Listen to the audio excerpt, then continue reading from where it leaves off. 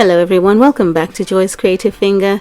This week I had a request from Ella Feltheim and I think about 120 other supporters in favor of me building a Starbucks.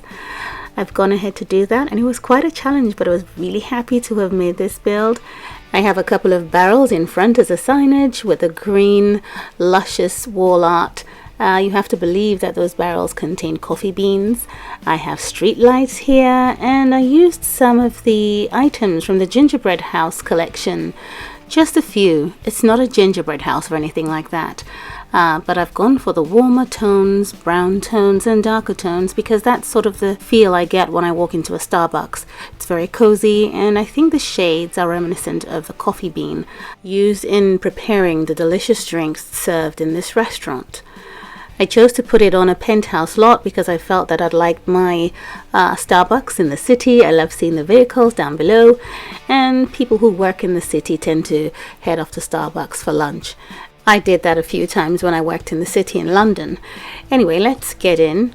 Once you come into the restaurant, there is a first lobby. There are a couple of seating areas here, and we have some really nice cozy booth areas where you can sit down and have staff meetings or business meetings and have some coffee and some yummy things to eat.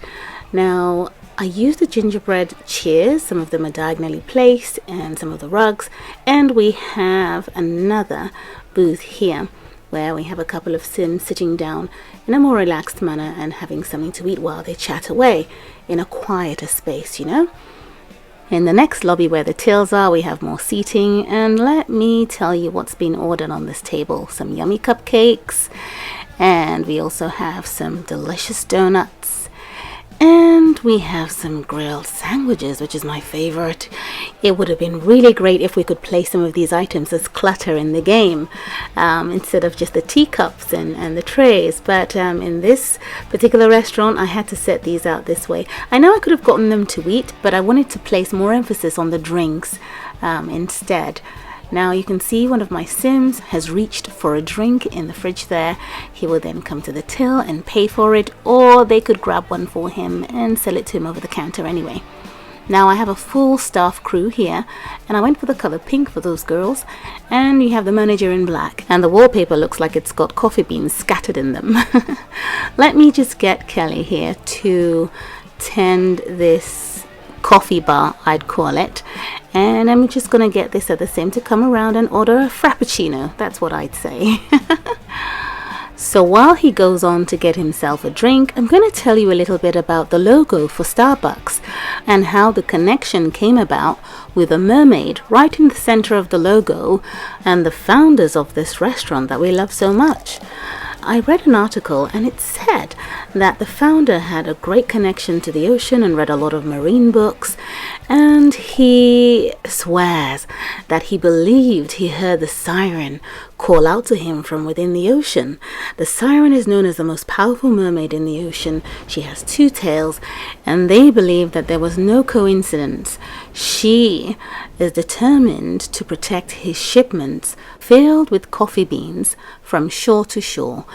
In return, they placed her face in the center of the logo to remember that she is the center of the success of this restaurant. Do you believe it's true? That's up to you.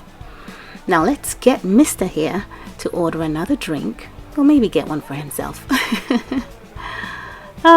Stories are something. Now I'm going to talk to you a little bit about this seating arrangement here. I find in Starbucks that they use different chairs in different locations within the lobby area. You have chairs that are looking exactly like what you see here. They have a sturdy long couch on one side of the dining table, and then they have traditional seating on the other side. I think it's quite nice and unique the way Starbucks lay out their lobby, and they also have different textures of wallpaper from different angles within the store. It makes it very rich and lovely and warm when you walk in there. So the next thing to show you is the upstairs part of this build. So I'm just going to get a Sim to join me upstairs, taking either of these lifts. They both go upstairs. As you know, there are no basements in this type of plot, these penthouse plots that is. Now, I also wanted to say that these lifts were in place particularly because I needed it as a backdrop for the till area. I could have used a staircase, but this is the reason why I use the lifts. Now, this door leads into the male and female toilets for customers. So the first door on his right is the boys' room, and we have 2 cubicles for them here. And then this is the section where they would come out and have their hands thoroughly washed. At least I hope they do. And then further down the narrow corridor is the door that leads into the girls' room right here. So yeah, it's an even space, and this is where they wash their hands as well.